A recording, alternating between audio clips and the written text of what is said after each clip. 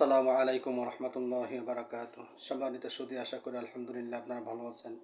আমি কিছুক্ষণের জন্য কিছু সময়ের জন্য আপনাদের সঙ্গে থাকব। যে বিষয়টা নিয়ে থাকবো ইনশাল্লাহ, সেটা হচ্ছে অশ্বগন্ধা। ঘরোয়া চিকিৎসায় অশ্বগন্ধা। অশ্বগন্ধা এটাকে হিন্দিতে অশ্বগন্ধা বলে, এটাকে মারাঠিতে আস্কন্দ বলে, সংস্কৃতিতে পিতাভঙ্গি বা অশ্বগন্ধা, তেলুগু ভাষায় পিল্লি পিল্লি বলে, বাংলায় এটাকে অশ্বগন্ধা বলে।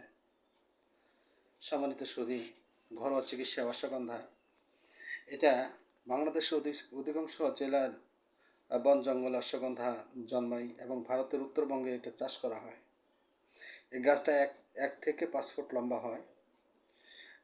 শাখাগুলো গোলাকার এবং চারিদিকে বিক্ষিপ্ত ছড়ানো, পাতা 2 থেকে 4 ইঞ্চি লম্বা হয়ে থাকে।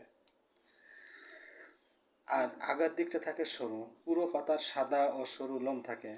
পাতার বোটা সিকি থেকে আধা ইঞ্চি পর্যন্ত লম্বা হয়, কিন্তু ফুলের বোটা সিকি ইঞ্চির চেয়ে বেশি লম্বা হয় না। বিভিন্ন রোগের ক্ষেত্রে অশ্বগন্ধার ব্যবহারটা হচ্ছে, শিশুদের রিকেট রোগের ক্ষেত্রে 1 কাপ ফুটানো পানি কিন্তু ঠান্ডা গরুর দুধ কিংবা আধা চামচ গাওয়া ঘি, এই দুটি সংগ্রহ করার অসুবিধা থাকলে 1 কাপ সামান্য কুসুম গরম পানির সঙ্গে 1 গ্রাম অশ্বগন্ধা শুকনো ডাল বা পাতার গুঁড়ো মিশিয়ে দিনে 1 বার করে খাওয়াতে হবে। 15-20 দিন নিয়মিত খাওয়ালে আল্লাহ তাআলার মেহেরবানিতে রিকেট রোগ সেরে যায়, দুর্বল সবল হয় এবং স্বাস্থ্যবান হয়ে ওঠে। অশ্বগন্ধা বন্ধ্যা রোগের ক্ষেত্রে, বন্ধ্যা রোগীকে ঋতুস্রাব বন্ধ হওয়ার পর থেকে গোসল শেষে 30 মিলিলিটার অশ্বগন্ধার ক্লাত 1 থেকে 1.5 চামচ গাওয়া ঘি একসঙ্গে মিশিয়ে নিয়মিত কিছুদিন খাওয়ালে সে নারী অল্প সময়ের মধ্যে গর্ভবতী হয়। অবশ্যই স্বামীর দিক থেকে কোনো রোগ থাকলে সেটা ব্যাপারে আগেই এটা এটা ঠিক করতে হবে।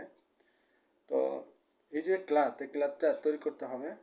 ক্লাতটা তৈরি করে এটা গাওয়া ঘিয়ের সঙ্গে খাইতে হবে। তো ক্লাতটা আপনি নিভু নিভু জালে বা কুসুম গরম পানিতে বা নিভু নিভু জালের মধ্যে এটাকে রেখে দিয়ে ক্লাত তৈরি করতে হবে।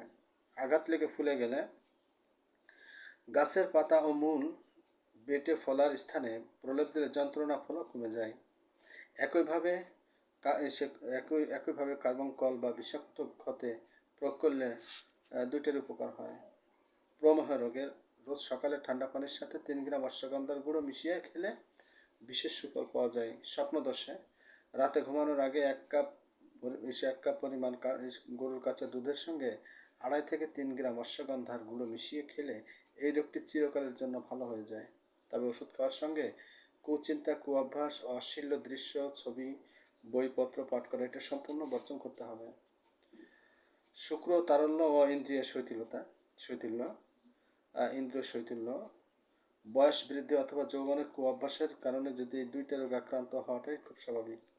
এরকম অবস্থায় যে কোনো বয়সে তালমূল, শিমুলমূল বা এগুলো অশ্বগন্ধার ডাল ও পাতা প্রতি 1 গ্রাম পরিমাণ একসঙ্গে গুঁড়ো করে 5 গ্রাম গাওয়া ঘি অথবা 1 কাপ গরুর দুধ জাল দেওয়া ঠান্ডা দুধ না থাকলে চিনি কিংবা 2 গ্রাম মিশ্রির গুঁড়ো, 1 কাপ গরুর জাল দেওয়া ঠান্ডা দুধ না থাকলে চিনি কিংবা 2 গ্রাম মিশ্রির গুঁড়ো, এটা প্রতিদিন সকালে মাত্র 1 সপ্তাহের মধ্যে এটি সুফল পাওয়া যাবে।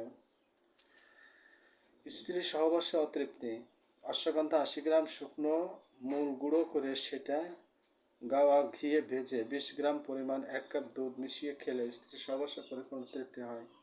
অনিদ্রার ক্ষেত্রে অশ্বগন্ধা 1 চামচ গাওয়া ঘি, সমপরিমাণ চিনি এবং 2 গ্রাম অশ্বগন্ধার গুঁড়ো রাতে শোয়ার আগে খেলে সুনিদ্রা হয়। আল্লাহ তাআলা ঘরোয়া চিকিৎসা বা আয়ুর্বেদ চিকিৎসার মধ্যে অশ্বগন্ধার মধ্যে যে সমস্ত ব্যাধিগুলির প্রতিষেধক রেখেছেন, যে সমস্ত ব্যাধিগুলির শেফা রেখেছেন, আমাদের সবার জন্য কবুল করুন। সম্মানিত সুধী, আপনিও জানান, অন্যকে জানার সুযোগ করে দিন। আসসালামু আলাইকুম ওয়া রাহমাতুল্লাহি ওয়া বারাকাতুহু।